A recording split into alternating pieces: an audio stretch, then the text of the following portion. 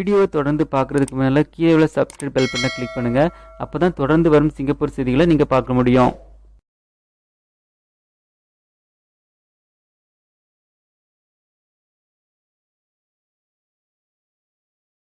வெளிநாட்டிலிருந்து சிங்கப்பூருக்கு வேலைக்கு செல்ல வேண்டுமாயின் சிங்கப்பூர் அரசினால் நடைமுறைப்படுத்தப்பட்ட ஏதேனும் ஒரு பாஸுடன் செல்ல வேண்டும்.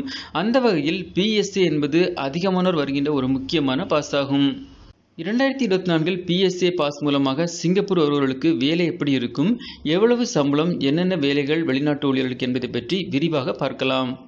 முதலில் PSA என்பது பார்ட் ஆஃப் சிங்கப்பூர் அத்தாரிட்டிஸ் ஆகும். PSA என்று சொல்லும்போது கப்பல் மற்றும் துறைமுக தளங்களில் உங்களுக்கான வேலைகள் காணப்படும். நீங்கள் சிங்கப்பூர் வாகன ஓட்டுநராக வேண்டுமெனில் அதற்கு நீங்கள் சிங்கப்பூர் டிரைவிங் லைசன்ஸ் எடுக்க வேண்டும். சிங்கப்பூர் டிரைவிங் லைசன்ஸ் எடுப்பதனால் கூட 1 முதல் 2 லட்சங்கள் வரை உங்களுக்கு செலவாகலாம். ஆனால் நீங்கள் உங்களது நாட்டில் ஏற்கனவே வாகன ஓட்டுநராக இருந்தால், ஏற்கனவே பெரிய வாகனங்கள் ஓட்டிய அனுபவம் இருப்பின் நீங்கள் PSAயில் நேரடியாக டிரைவராகவே செல்ல முடியும். PSA என்ற பாஸ் மூலமாக என்னென்ன வேலைகள் உள்ளது என்று பார்த்தால், குறிப்பாக டிரைவர் வேலை, லேசிங் வேலை, கண்டெய்னர் தொடர்பான வேலைகள், கப்பல் சம்பந்தமான வேலைகள் என இன்னும் பல்வேறு வேலைகள் உள்ளன. இதில் முக்கியமான வேலைகள் PSA டிரைவிங் மற்றும் PSA லேசிங் வேலைகளாகும். PSA லேசிங் ஒர்க் என்பது கப்பலில் அதிக அளவிலான கண்டெய்னர் சேரும்போது அவை கீழே விழாதவாறு கம்பிகள் போன்றவற்றை பயன்படுத்தி இறுக்கம் பண்ணுவது. அதே போன்று கண்டெய்னர்ஸ் இறக்கும் போது லேசிங்கை தளர்த்தி கண்டெய்னர்ஸை இறக்குவது தொடர்பான வேலையாகும்.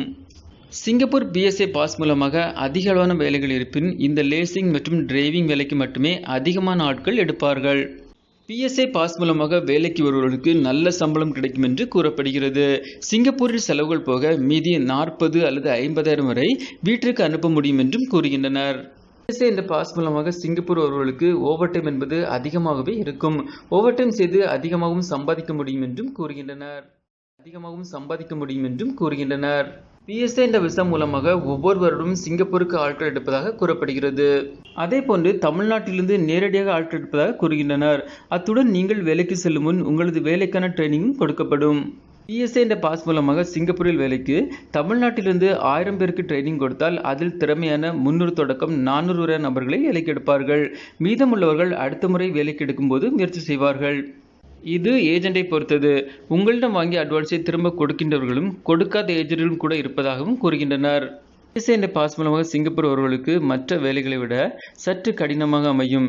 இது மிகவும் முக்கியமாக கவனத்திற்கொள்ள வேண்டிய விஷயமாகும். இந்த வேலைகளுக்காக உங்களை முழுமையாக தயார்படுத்திக் கொண்டு சென்றால் உங்களால் நன்றாக வேலை செய்ய முடியும். மேலும் சில சமயம் PSA வேலைகள் உங்களுக்கு கடினமாக இருந்தால் கூட வேறு வேலைகளுக்கும் முயற்சி செய்யலாம். 2024 தற்போது வரை PSA விசா மூலமாக சிங்கப்பூருக்கு ஆட்கள் தேர்வு செய்யப்படவில்லை என்று கூறப்படுகிறது.